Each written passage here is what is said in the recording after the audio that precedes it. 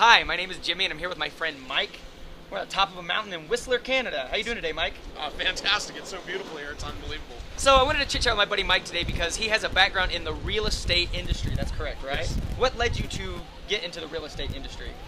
I worked in a retail job for a long time, and I managed a high-end sports shop in Bakersfield, California with my brother. He owned the shop, and I just learned that there was a ceiling to what I could make, and the schedule was pretty tight as far as this is what it's going to be. And so in ultimately looking ahead in life and wanting some time freedom and financial freedom, I was looking for other options.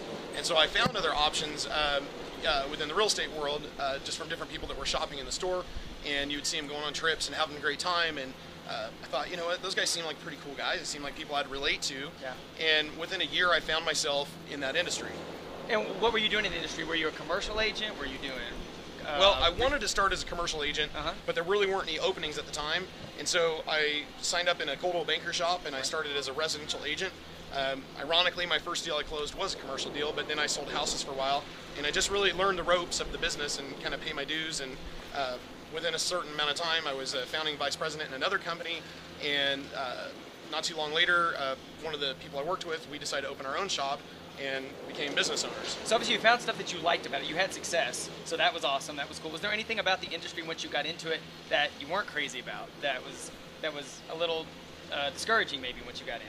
Well, I found that it was kind of polar opposite from the lifestyle that I'd been living. Because working at this high-end sports shop, we would do all these different sports. We'd go skiing and snowboarding, and we rode mountain bikes, and you know, it was like everything was around these different things. Right. And so it was easy to stay healthy and fit and continue with the things you love to do.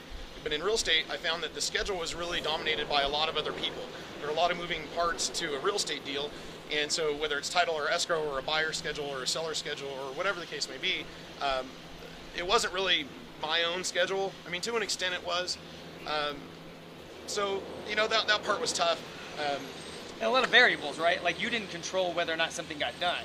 Like if you were years of your life into deals that didn't go through, right? Right. So when I became more of a land broker and where we did development deals, that was tough because you could work 2-3 years on a deal and all of a sudden it was done. It was dead in the water. And you know, when the market crashed in 2008, we found ourselves in a horrible position. I mean, Lehman Brothers went bankrupt. They let them go on a Sunday night, so Monday morning it was official, and that was the last I ever heard from any of my clients. And I think I lost nearly $400 million of deals in a row. That had nothing to do, you had no control of it. This is an outside situation, right? Nobody had any control of that. That was a very, I think a handful of people in the financial markets had control of it and screwed it up.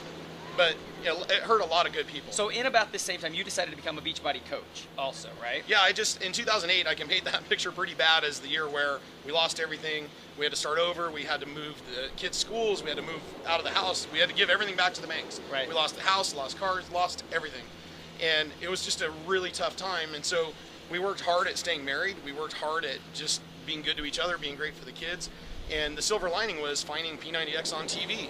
Like, who would have known some workout I bought on TV was going to change my life like it did, but it absolutely did. And so I got my health back, I got my fitness back, I felt great, Kelly felt great, she looks amazing, and all of a sudden the stress was lessened.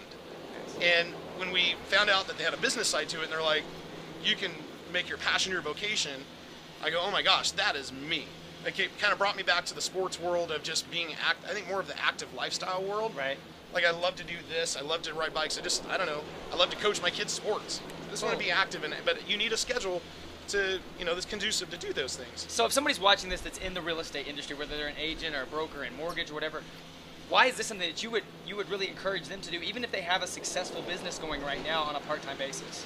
Yeah, that's a great question, and you know, I think that's going to be tougher for the person who's on, I'm not going to call it easy street, but for the person whose business is robust or really busy and doing well, it might be harder for them to contemplate the thought of adding something else in. Right. But I think the person who's in a tougher financial situation, or they're living and dying by the deals like so many people do, it's going to be easier for them to look for outside things to, you know, to add in. But I think my best point with this is that everything that I've learned in this business, in and around this business, all the personal development, all the great things, it's made me a better person. It's made me a better father, better husband, better at I'm just better at everything. And I'm a student of the game, so I don't want to sound like I have it all figured out. But if I could take all of these things I've learned now and put it into what I did in real estate, I would have been 10 times the agent that I was. Cool. Well, in closing, somebody's in the real estate industry thinking about doing something like this, but they're like, Mike, I either have a really successful business or I'm chasing around clients, and either way, I just don't think I have the time to do this on a part-time basis. What would you say to someone like that? You know what?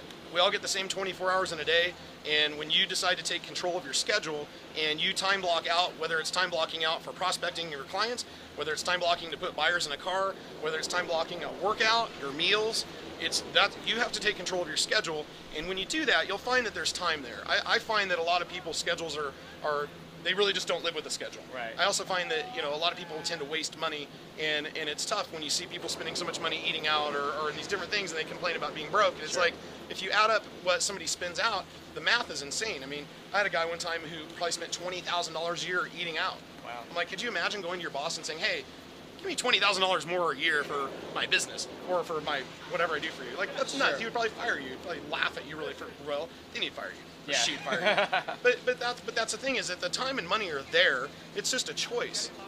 And maybe it's not the easiest choice, but you know, Rome wasn't built in a day. Like, how do you eat an elephant one bite at a time? Like, just take your journey, take your steps, and realize that you can build something amazing. And, you know, to all the people, I think when I'm talking to professionals, lawyers and lawyers and CPAs or real estate people, finance, whatever, I find that so many people want to tell me when they're going to retire, and I'm like, I have a problem with that part of the conversation, because what I've done post real estate with my Beachbody business, I've been able to basically pseudo-retire in, you know, 4 years, for what it takes most people 30, 40 years. That's awesome. And so, and it's not even retired, it's just doing the fun stuff we love to do, and we just do more of it. So if you're in the real estate industry, and maybe you have a really successful business, or maybe you're struggling a little bit, but you could get a little more healthy, who couldn't? You want some more energy, and you also want to create some security, because we know it's a great industry, but it's also volatile. You know, like Mike talked about, so many different variables go on around you that you don't have control over. So if you want to take control of some of that, create some extra security for you and your family, I'm going to encourage you to get back to the person that showed you this video, get some more information, and most importantly, get started, because we're here to support you.